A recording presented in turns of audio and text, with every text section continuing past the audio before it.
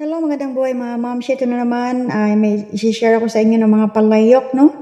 Wala pa akong pa-dinner kagabi, kaya ayan, nag-order lang sila sa labas. So, ang mga pagkain na in-order nila ay meron po doon na nakalagay po dito sa palayok. Ayan, kaya nainganyo ako ng picture nito at i-share sa inyo. Sabi ko, natuwa kasi ako na ang ganda naman ng lalagyan ng pagkain, ano? And then, sabi ko, iuwi ko ito sa Philippines at maganda ito paglutuan ng paksiw na isda.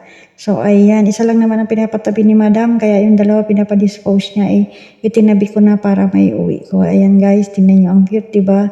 So, ayan, meron na naman akong paglutuan o iuwi ng Philippines, no, pag uwi ko. So, ayan, ang cute talaga, nakyutan talaga ako ng uso sa mga palayok na to.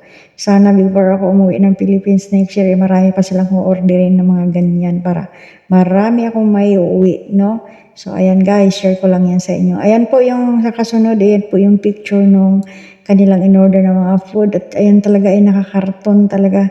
Nakabalot talaga siya ng karton at talaga napakainit pa ng pagkain pagdating dito. Hindi ko lang na-picturean yung laman niya kasi nga ayaw ko naman buksan kapag isi-serve ka kung ano naman ang isipin nila. So, doon na yan nabuksan sa lamesa at hindi na ako pwedeng doon, capture ng mga picture o video. So, ayan po, ang cute talaga.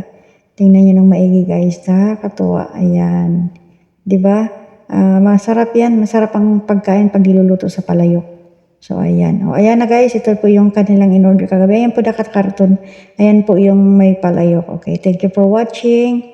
Have a nice day. God bless us all and please don't forget to follow, like, and share my video.